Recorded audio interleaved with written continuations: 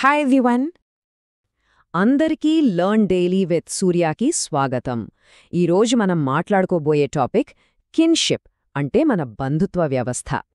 అసలు మనం ఈ టాపిక్లోకి డీప్గా వెళ్లే ముందు ఒకసారి ఆలోచిద్దాం. ఒకరిని మనం బంధువు అని ఎందుకంటాం? దేని ఆధారంగా ఈ సంబంధాలు ఏర్పడతాయి, రైట్? ఈ ప్రశ్నలకే సమాధానం మన ఈరోజు topic, the kinship system. So first of all, అసలు కిన్షిప్ అంటే ఏంటి? మనల్ని ఒకరితో ఒకరిని కనెక్ట్ చేసే ఈ బాండ్స్ ఏంతో చూద్దాం. చాలా సింపుల్గా చెప్పాలంటే కిన్షిప్ అనేది ఒక పెద్ద స్పైడర్ వెబ్ లాంటిది. మన బంధువులందరూ ఆ వెబ్లోని పాయింట్స్ అన్నమాట. మరి వెబ్ ఎలా ఏర్పడుతుంది అంటే రెండు ముఖ్యమైన కారణాలున్నాయి. ఒకటి బ్లడ్ టైస్, అంటే రక్త సంబంధం.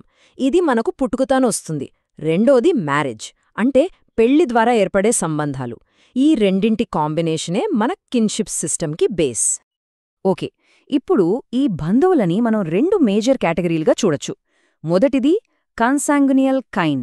సింపుల్గా చెప్పాలంటే బ్లడ్ రిలేటివ్స్, అంటే మన తల్లిదండ్రులు, అన్నదమ్ములు, అక్క చెల్లెళ్ళు, మన పిల్లలు, వీళ్ళంతా. ఇక రెండోది ఆఫినల్ కైన్, అంటే రిలేటివ్స్ బై మ్యారేజ్.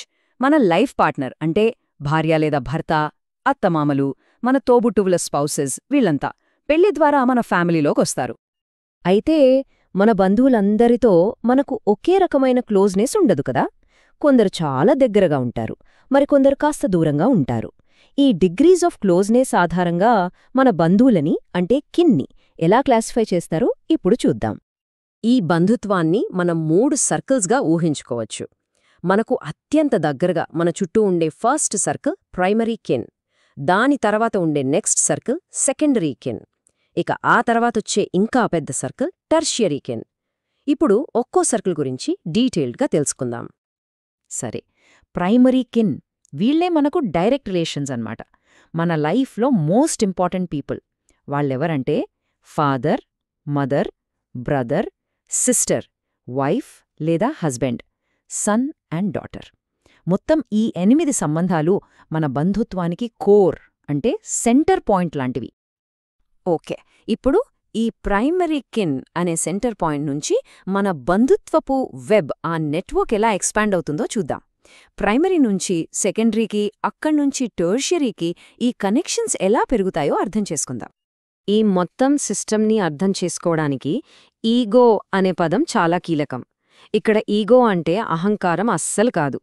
సోషియాలజీలో మనం ఎవరి పాయింట్ ఆఫ్ వ్యూ నుంచైతే రిలేషన్స్ని చూస్తున్నామో ఆ వ్యక్తిని ఈగో అంటారు. సింపుల్గా ఫ్యామిలీ ట్రీలో యూ అనే పొజిషన్ అన్నమాట. సో ఒక వ్యక్తిని ఈగోగా అనుకుని మిగతా వాళ్ళు ఎలా కనెక్ట్ అయ్యారో చూద్దాం. ఇప్పుడు సెకండరీ కిన్ అంటే ఎవరో చూద్దాం. దీనికొక సింపుల్ ఫార్ములా ఉంది. మన ప్రైమరీ కిన్ యొక్క ప్రైమరీ కిన్. వినడానికి కొంచెం కన్ఫ్యూజింగ్గా ఉండొచ్చు, కానీ ఒక ఎగ్జాంపుల్ చూస్తే చాలా ఈజీగా అర్థమైపోతుంది. ఇక్కడ చూడండి, ఈగో నుంచి చూస్తే ఫాదర్ ఒక ప్రైమరీ కిన్, రైట్? మరి ఆ ఫాదర్కి వాళ్ల బ్రదర్ కూడా ఒక ప్రైమరీ కిన్ అవుతాడు. సో ఆ ఫాదర్ బ్రదర్, అంటే మనకు బాబాయి లేదా పెదనాన్న, ఈగోకి సెకండరీ కిన్ అవుతారన్నమాట. చూసారా ఎంత సింపులో? మన ప్రైమరీ కిన్ యొక్క ప్రైమరీ కిన్. అలాగే మన తాతయ్య, మామయ్య, వీళ్ళంతా కూడా సెకండరీ కిన్ కిందకే వస్తారు. ఇక టెర్షియరీ కిన్ విషయానికి వస్తే దీని ఫార్ములా కూడా అంతే సింపుల్. మన సెకండరీ కిన్కి ప్రైమరీ కిన్గా ఉండేవారు, అంటే మన రిలేషన్షిప్ వెబ్లో ఇంకో స్టెప్ దూరం అన్నమాట. బెస్ట్ ఎగ్జాంపుల్ మన ఫాదర్ బ్రదర్, వాళ్ల సన్, అంటే మన కజిన్. ఈ చార్ట్ చూస్తే క్లియర్గా తెలుస్తోంది.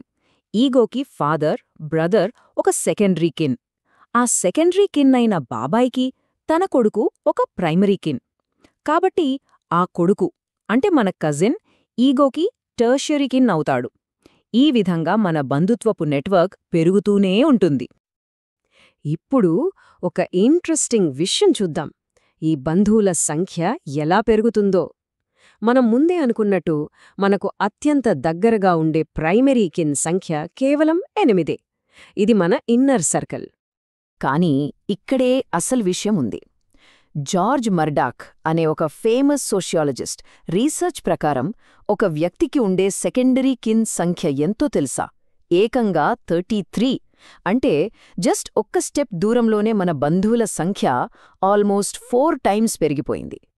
ఇక టెర్షరీ కిన్ విషయానికొస్తే ఈ నంబర్ మనం ఊహించని రేంజ్కి వెళ్ళిపోతుంది. ఏకంగా 151. నమ్మశక్యంగా లేదు కదూ? అంటే యావరేజ్గా ప్రతి వ్యక్తికి 1.5 మందికి పైగా గుర్తించగలిగే బంధువులుంటారన్నమాట. దీన్ని బట్టి మన సోషల్ లైఫ్ ఎంత పెద్ద కిన్షిప్ వెబ్ మీద ఆధారపడి ఉందో మనం అర్థం చేసుకోవచ్చు.